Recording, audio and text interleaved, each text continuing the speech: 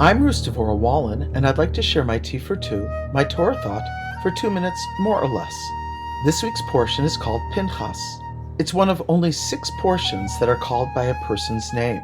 They are Balak, which we just read, Korach, Yisro, the father-in-law of Moshe, Sarah, the life of Sarah, Abraham's wife, and Noah, who built the ark at God's request for saving the world.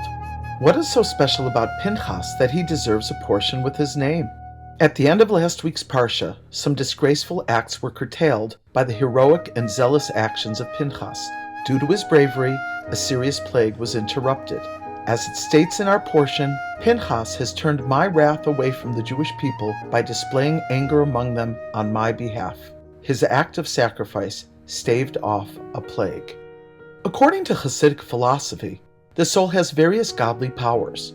One of them is called Mesirus Nefesh, which literally means giving one's soul, one's will or desire to a higher cause. It is usually simply translated as self-sacrifice. Mesirus Nefesh is a capacity that comes out when one is put to the test. This strength demonstrates the person's direct connection to the infinite God, who endows the individual with a soul called Chelik Eloka Mima'al, a portion of God from above. When a person goes beyond reason or seichel for a godly or altruistic purpose, he or she is united with the infinite and can thus do things that are also beyond imagination. Examples of Mesirus Nefesh are dying for a cause, refusing to bow to an idol, whether literal or figurative, holding strong principles despite loss, harm, or recrimination, etc. Although in the past we may have seen greater acts of sacrifice during our enslavement in Egypt or during expulsions, pogroms, inquisitions, or the Holocaust, today, thank God, we are not usually put to these kind of tests. According to the classic literature, we are considered a slightly weaker generation.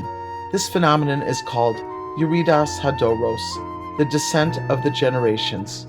This means we lose our spiritual strength as time goes on.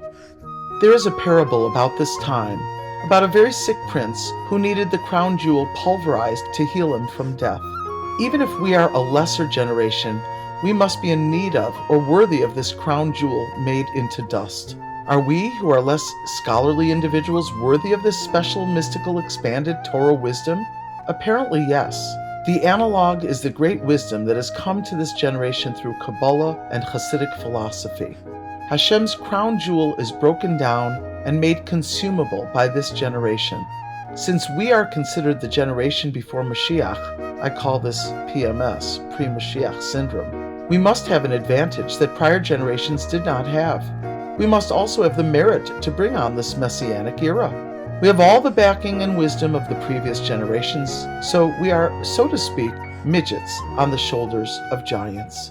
Related, a connection between Parshas Pinchas and Mashiach is that this portion precedes our entry into the Holy Land. The Torah literature says, Pinchas is likened to Eliyahu, who heralds the coming of Mashiach. After thousands of years and expulsions and diasporas, we are finally again able to live in our Holy Land. May we, in our own limited 21st century way, perform our individual Pinchas-like acts of Mesirus Nefesh and learn the Torah of Mashiach to bring on the final redemption. As Maimonides says in the end of his Laws of Kings, in that era there will be neither famine nor war, envy nor competition, for good will flow in abundance, and all the delights will be freely available as dust. The occupation of the entire world will be solely to know God. Therefore, the Jews will be great sages and know the hidden matters, grasping the knowledge of their Creator according to the full extent of human potential. As Isaiah 11:9 states, the world will be filled with the knowledge of God as the waters cover the ocean bed.